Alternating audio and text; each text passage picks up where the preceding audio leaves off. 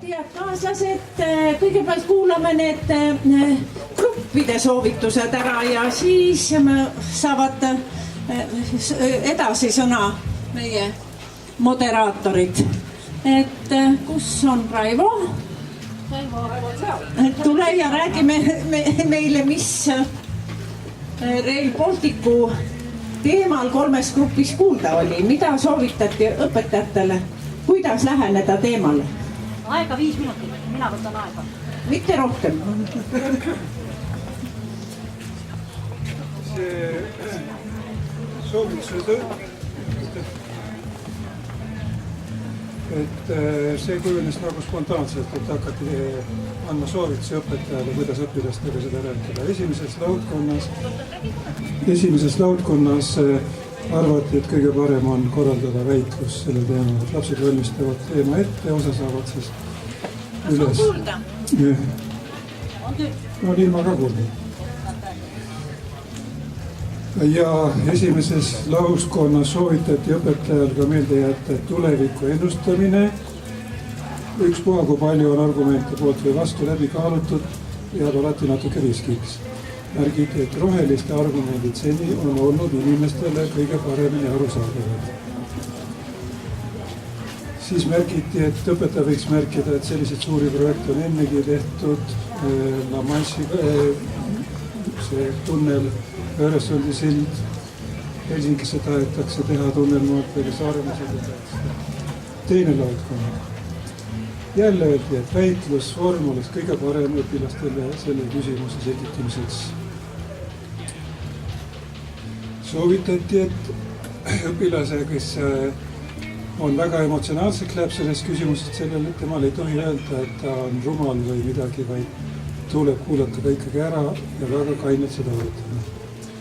Teises laudkonnas rõhutati, Rail Baltic on väga hea materjal kriitilise mõtlemise treeninguks, huvigruppide huvide läbinägemise harjutamiseks. Teiseks rõhutati, et see on väga hea integreeritud teema, et seal on koos loodus, tehnika, majandus, ajalugu. Mul tuleb meelde veel, et ka Siim Kallas ütles, et Rail Baltic oleks näiteks, et Eesti riik on noobel, tal on kiire raudtee. 3. laudkond. Jällegi öeldi, et RP on koolile väga hea teema arutamiseks. Ja öeldi, et aga loomulikult Tartus ja Pärnus tuleb seda teemat arutada täiesti erinevalt. Ja siis öeldi, et hea selle teema läbiuurimise viis on, et võtta ajalehed ette, vaadata, mis sellest on kirjutatud ja uurida välja, missugused huvigrupid on nende kirjutuste taga. Et see aitab ka läbi näha seda protsessi.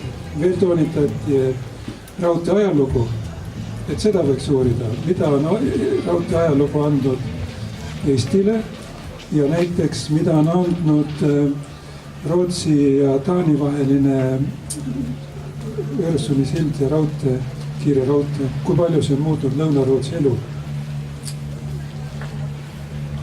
Viimane minut. Ja viimasel minutil öeldi, et ka selles lauas, et kõik argumendid võib läbi kaaluda, aga mingi risk jääb alati. Ja on vaja ka julgust riskida. Ja siis muidugi ka siis vaprust oma riskimise puhul vastutada ja seda õigustada oma riskimist. Nii, aitäh Raivo ja kuidas me läheme edasi nüüd? Laulupidu. Ja, laulupidu on siin. Meie arutelu laulupeo üle 3 grupis oli tegelikult üsna sarnane ja igal pool pigem sooviti arutleda siis laulupeo tähenduse kui siis pedagoogiliste taktiliste küsimuste üle. Aga mis jäi kõlama siis tõesti, et ja mis on kindlasti teema, mida Klassiumis ka tõstatada, on see, et laulupeo tähendus eri põlvkondadele ja eri kogemuste, eri teadmistega inimestele on väga-väga erinev. Ja seetõttu on laulupidu väga hea näide arutlemaks näiteks tõe üle. Samuti mainiti väitlusformaati kui head meetodit ja lisaks tõstatati siis seda vastuolu siis võib-olla mõningate heade heade mõtete või mõningate heade küsimuste üle Pärnitsa artiklis ja samas siis sellise vormilise ebakvaliteetsuse vahel. Et kindlasti... Ebakvaliteetsus. No kas jah, mõtlemisvead jah, just, seda võib pidada ka vormiks selles mõttes jah. Aga ühesõnaga, et Pärnitsa artikkel on kindlasti midagi, mida mille üle võib klassiruumis arutleda ja kindlasti tuleks tegeleda siin kõvasti nagu tekstianalüüsiga ja just nimelt näiteks nende samade mõtlemisvigade või loogikavigade või aruteluvigade demagoogiavõtete otsimisega. Ja küsisime ka seda, et kas õpetaja võiks oma arvamust avaldada sel teemal või mitte. Enamik arutelus osalenud arvasid, et jah, õpetaja võiks oma arvamust avaldada. Mainiti ka, et võib-olla õpetaja võiks näiteks oma arvamust avaldada pärast seda, kui õpilased on sõna saanud. Ja ühe huvitava teemana, mis ka kindlasti koole puudutab, on see, et vaatamata sellele, et väga paljud toredad inimesed laulupeole pääsevad, on ka neid tublisid ja palju harjutanud koore ja ka tantsurühmasid, kes tantsupeole soovivad, kes sinna ei pääse. Et kindlasti üks pedagoogiline väljakutse on, et kuidas siis tegeleda selle pettumusega koolis ja kuidas sellest väljajäämise kogemusest õppida ja seda siis positiivselt edasi minna. Just. Mina ei pääsenud. Minu laps ei pääsenud selle üle. Aga ma annan edasi Viiverinale.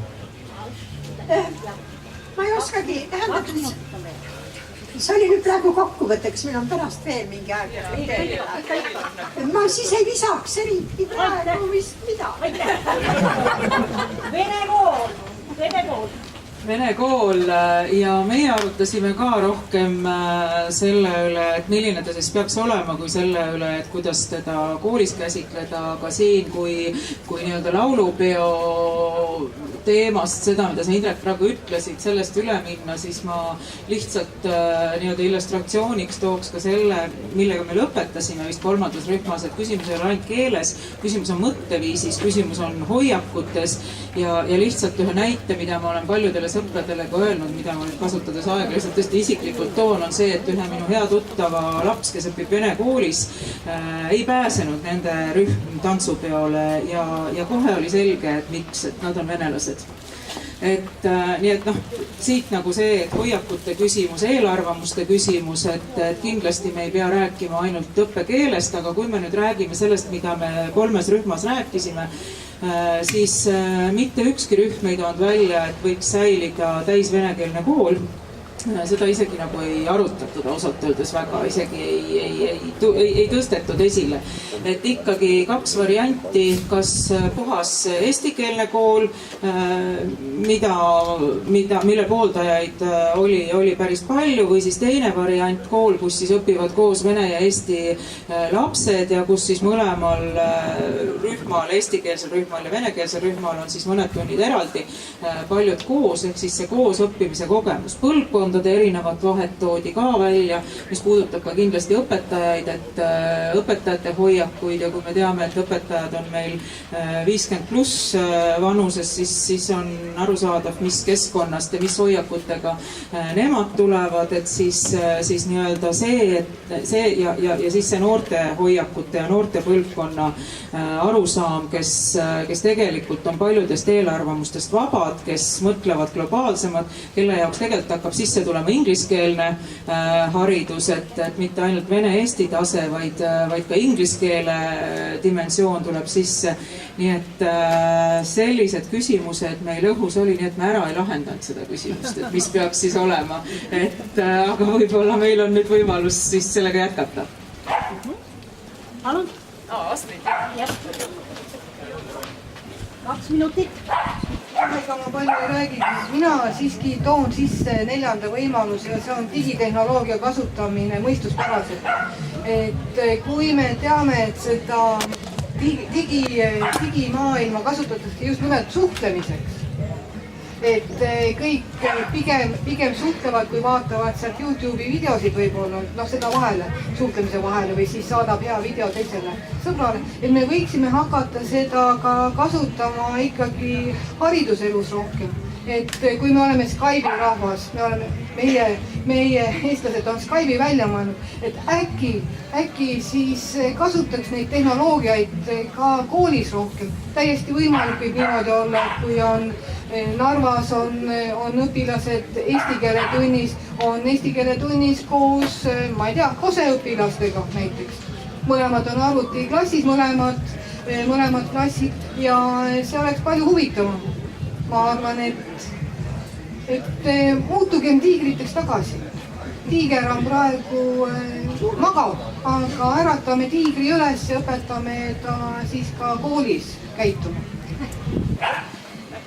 Nii, ja kuidas me nüüd edasi läheme? Kas teil on kellelgi mingi äkiline küsimus konkreetselt meile praegu? Või arvamus? On. No ei ole võimalik, et Ansooril ei ole arvamus. Ansoori, sinu arvamus, aga 1 minut on. Ma olen nüüd segaduses, mille kohta? Ei no, põhimõtteliselt seal on üks läbiv joon ja ma märkasin seda mõnes vestluses seal Ülal mäe peal ka, et lähteeelduses kasutatakse juba kategoriseerimisviga. Ja sealt edasi juba isegi väga loogilisi süllogisme kasutades jõutakse omadega sellisesse sohu, et on väga raske sealt välja tulla ja see asi läheb lappama, et mul on tunne, et kõige selliste tundlike teemade ja keeruliste mitmekihiliste teemade puhul peaks instrumendi alguspunkt olema väga teravdatud tähelepanu all, et me algusest peale ei pane juba vasakule ära. Või paremale ära. Nii, olete hoiatatud. No nii, äkki te siis kommenteerite maakeeli, mida Ansoori ütles? Valed seisukohad olid kõik. Või mis sa arvad sellest, Toomas? Ma ei tea, kas ma haakun nüüd üksüheselt, aga needsamad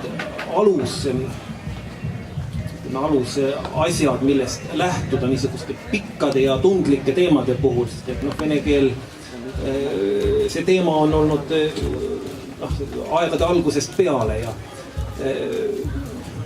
Rail Baltic on küll aktuaalseks muutunud võib-olla viimasel mõnel aastal, aga kui teemasse süveneda, leiame seal ka mingeid asju juba 10 ja 15 aastat tagasi. Ja laulupidudest ma ei kõnelegi, tähendab, päris sellest. Ja kuna see üldteema, me küll minu seal grupis, kus mina olin ka, me jõudsime kõigest kõnelda, aga võib-olla mitte väga palju sellest, et kuidas õpetajana õpilastele sellest ka, aga seda teemat kas siis valgustada või sellega tegeleda, siis ma lihtsalt kõnelen ühest oma kogemusest, mida ma olen kõvasti peas hoidnud ja seal on 3 niisugust sammu ja kui üks samm on puudu, mulle tundub, et asi läheb natuke viltu. Ja ma siis olen koolis paarkümmend aastat religioone õpetanud, usundeid õpetanud ja gümnaasiumis minu kogemus on suhteliselt kitsas gümnaasiumi kogemus, aga seda ma alati hoidsin, et see 10. klassis mul oli märksõna, oli tähestik. Niivõrd, kui tunnikava lubas, käisime maailma suuremad usundid läbi. 11. klassis oli vaidlus või arutelu. Need olid need, kus olid näiteks religioon teadus, religioon ühiskond. Nendel teemadel nii palju arutelusid ja vaidlusi, kui sinna mahtus.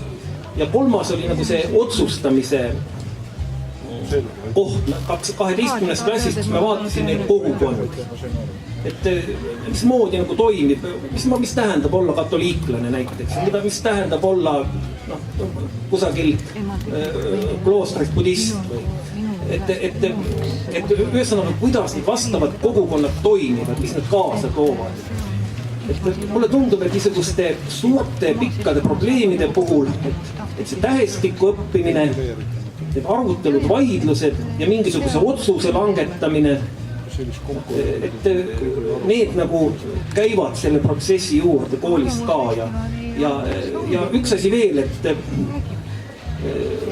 et kui kiirustades mõnda niisugust laiemat probleemi püüda nagu klassis õpilastega nagu lahendada, siis sageli kujuneb välja selle probleemi nagu karikatuurne lahendus, see, mida just tahaks vältida. Ma ei tea, kas ma nüüd päris õiget juttu ajasin. Kas 15 minutit on ikka liiga vähe niisugust suurte teemadega? Ei, me ei hakka protseduuri arutama. Andke edasi, järgmine. Ma võin siis Toomase endise õpilasena jätkata. Et Ansori tõstatas nende kategooria vigade küsimuse ja mul oli täpselt sama mõte, et ma märkasin ka seda, et näiteks Pärnits ja need järgnevad, nad räägivad erinevatest laulupidadest ja väga erinevas kontekstis laulupidudest. Ja Pärnitsa jaoks nagunii see laulupidu on ainult üks mingisugune mingi rituaal, mida ta kasutab siis tegelikult üldse muude asjade väljaütlemiseks. Aga ma hiljuti lugesin sellist teksti nagu Simon Blackburni Tõde, väga ambitsioonika pealkirjaga avatud Eesti raamatusarjas ilmunud tekst ja Blackburn seal siis esiteks toob välja selle vana hea vastanduse ehk siis sellise vastandab siis sellist absolutisti ja relativisti, kahte võimalust siis tõde käsitleda, et ühed siis naeruvääritsevad ühtesid, teised peavad teisi selliseks maailma nii-öelda devalveerijateks või tähendusetuks muutjateks.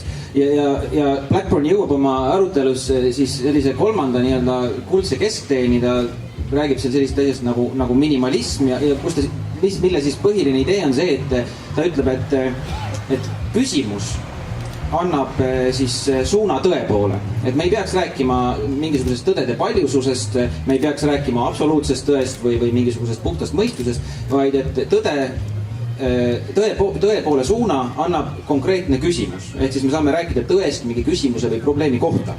Ja täpselt see minu arvates haakub kõikide nende diskussioonidega Rail Balticu või mingi muu asja kohta. Esiteks koolis, ma arvan, õpetaja peamine ülesanne on püstitada õige küsimus. Sest et näiteks arutelu Rail Balticust, meil ilmselt ei ole Eestis eksperti, kes hoomaks kõiki neid valdkondi, mida selle raudtee ehitus puudutab. Keskkonnakaitse, majanduse mõjud Eesti, ma ei tea, transiidile, mingid sotsiaalmajanduslikud mõjud, kõik.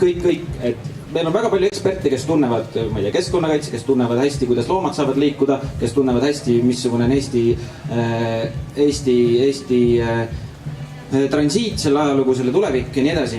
Aga sellist universaalset tõde või arutelu, et kas Rail Baltic on hea või halb, et minu arvates selle kohta ei pea üldse olema alati klassiruumis. Küll aga selliste kitsamate lõikude koht on kindlasti klassiruumis. Ja võib-olla üks väike märkus veel, et siin ka eilsetes haridusdiskussioonides palju tõstatati seda selline klišee, et just kui tänapäeval me ei peakski väga palju teadmisi õppima, et Google on kõigil taskus ja kõik on 2 minuti kaugusel, siis ka need selles Rail Balticu või laulupeo teemas või ka venekeelse hariduse teemas minu arvates on väga hästi näha, et kui vähe sellest Google'ist seal taskus tegelikult kasu on.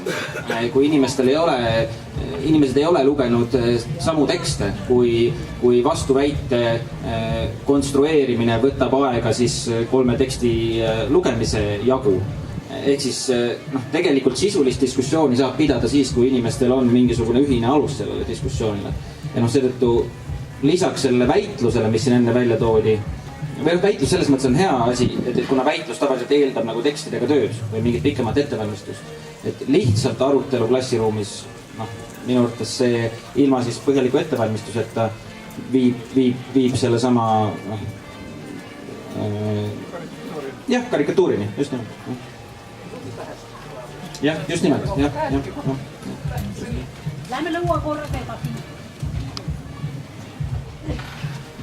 Mina siia tulles ma vestlesin ka ühe laste heliloojaga, kes on 2 laste laulupeale saatnud.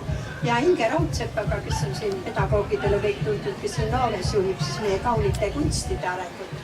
Ja mis mul kogu nende artiklite lugemuse põhjal kujunes välja, see vist võib-olla haakub sellega natukene, mis Ansori ütles, et üks räägib näiteks laulupeopoliitilisest, see on sama pererooli Eestis eriti tugevasti ja Baltikut samuti. Teine räägib kultuurilisest aspektist, kolmas räägib siis identiteedi seisukohalt näiteks, mis annab laulupidu ja annab ja siis ma ei saa, ma ju räägin kätega. Kas te ei kuulete ikka kõik või? Ikka palun mikrofoni.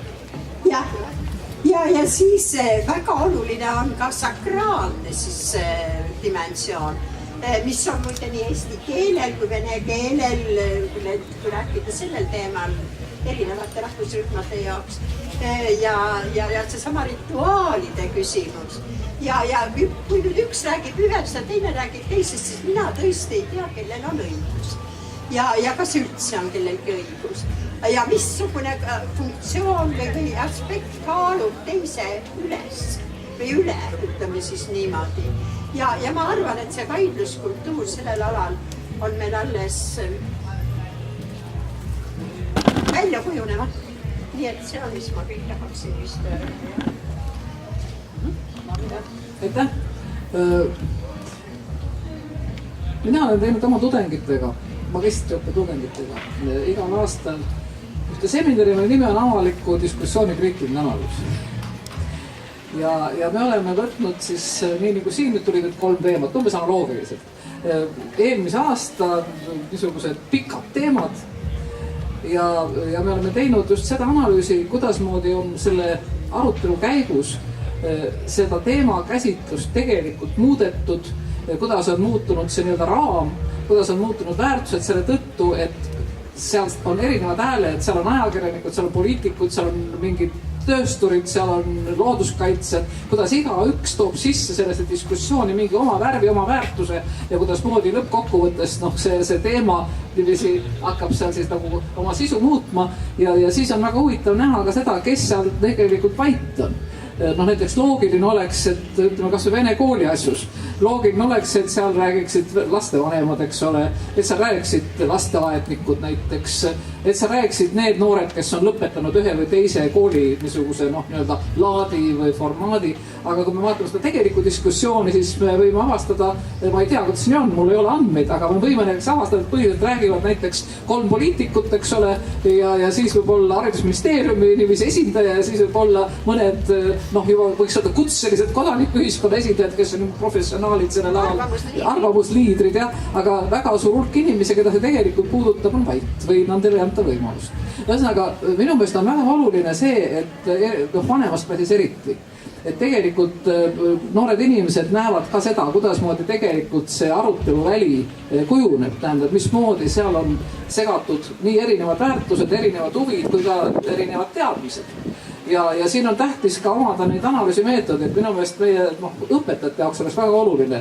Ajalooõpetajate, ühiskonnaõpetajate, kellel tuleb üks tähed ette, et nad mitte ainult väitluskultuuri nad õpiks, mis on kindlasti vajalik, aga et nad õpiksid ka selles mõttes teatud niisuguseid tõesti teksti analüüsivõtteid, nii et nad suudaksid ka õpilastele anda selle oskuse, näha näiteks läbi, kuidasmoodi näiteks 2-3 kuu jooksul toimuv diskussioon keerutab üles teatud emotsiooni.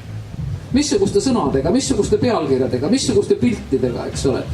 Kuidasmoodi teatud argumendid juba eos surutakse maha jällegi mingisuguste võtetega.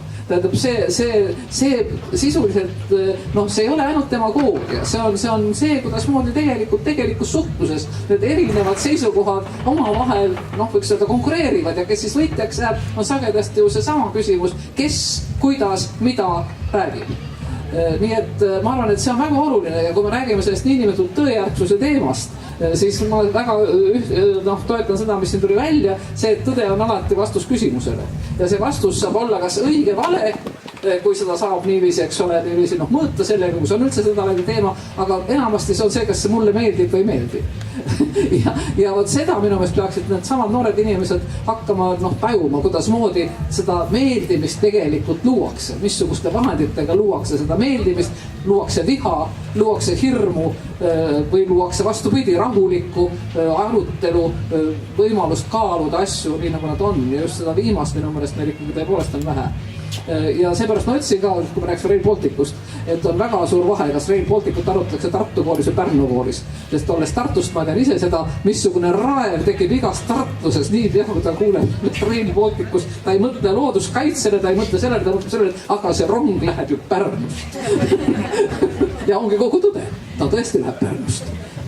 Aga asi ei ole ju selles, asi on selles väärtuses, asi on ka selles isiklikus või ka grupi prognoosis, mis siis hakkab juhtuma. Mis siis hakkab juhtuma selle maakohaga, selle tema enda mingi ettevõttega või nii edasi.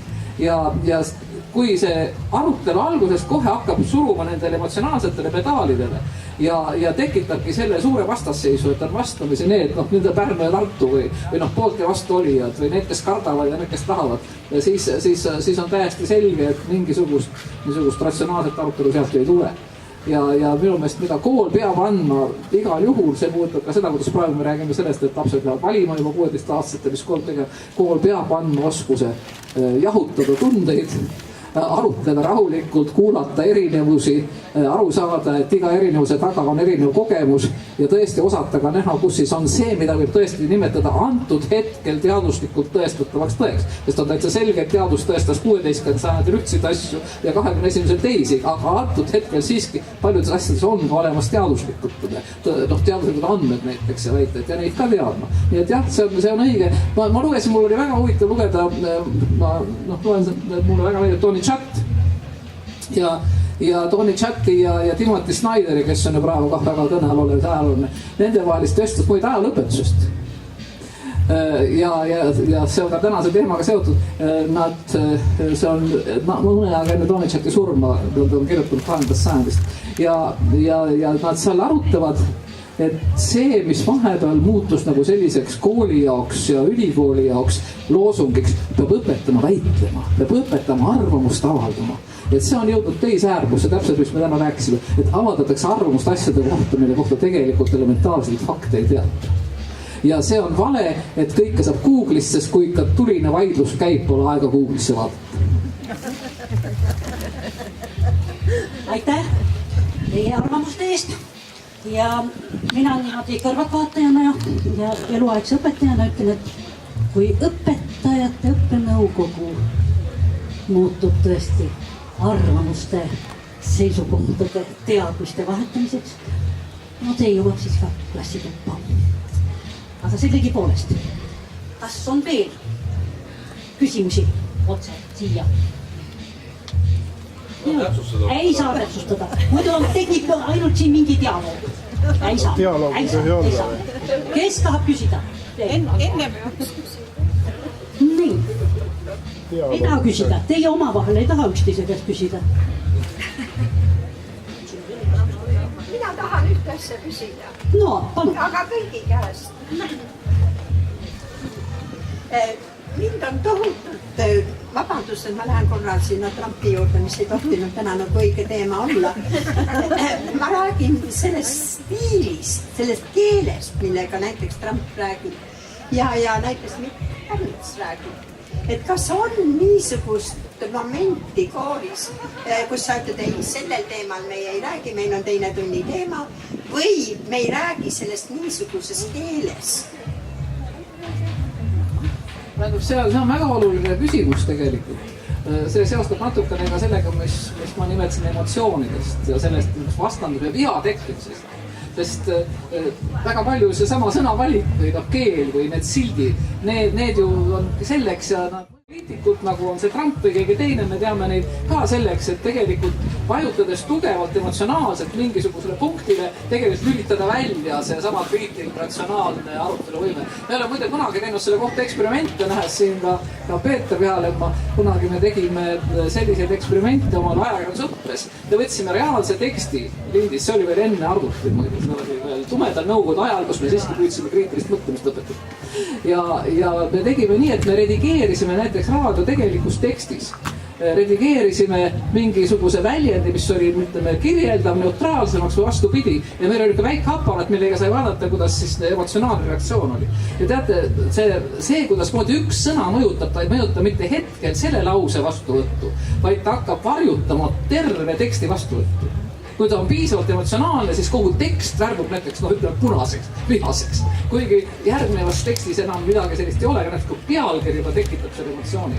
nii et me peame väga arvestama ja seda muide, kui me räägime nüüd sellest praegusest psühholoogilise võitluse momendist, siis selline neurolingvistiline programmeerimine on selle peale üles ehitatud. teatud sõnadega luuakse teatud emotsioone ja teatud ka poliitilisi ja muid hoiakuid, aga me ei teadvusta, et me teeme tegelikult ise ka väideldes, arutades, asju esitades täpselt sama. Mina teadvustan, et viimased 5 minutit anti meestele ka sõna.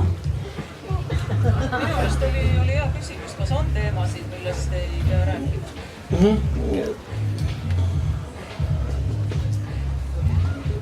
Ma kõnelen ühe lühikese loo sulle.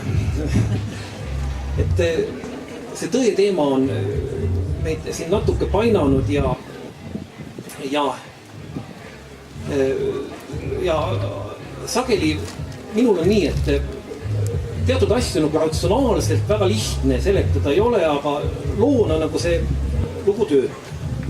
Ja sellesama tõe kohta on üks vahva poeem, Naatan Tark on ta nimi, see poeemi nimi.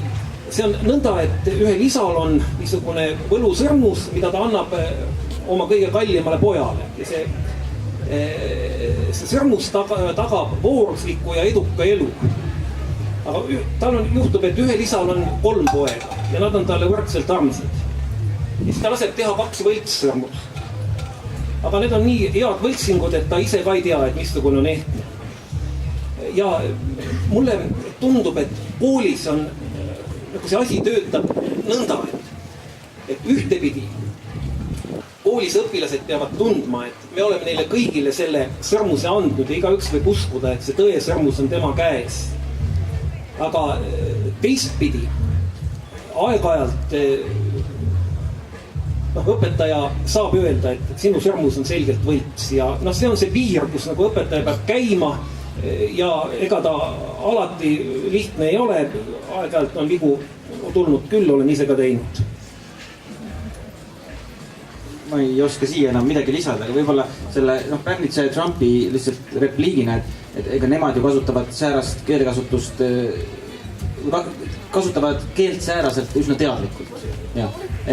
Mitte, et Pärnits oleks, just, et ta ikkagi väga teadlikult provotseerib ja väga teadlikult eirab, ka näiteks, kui ta seal Postimehes süüdistas teatud üht sorti arvamuste avaldamisest, siis ta ikkagi väga teadlikult eiras seda, et Postimees on avaldanud ka teistsuguseid, näiteks laulupeo suhtes mingeid küsimusi esitavaid artikleid.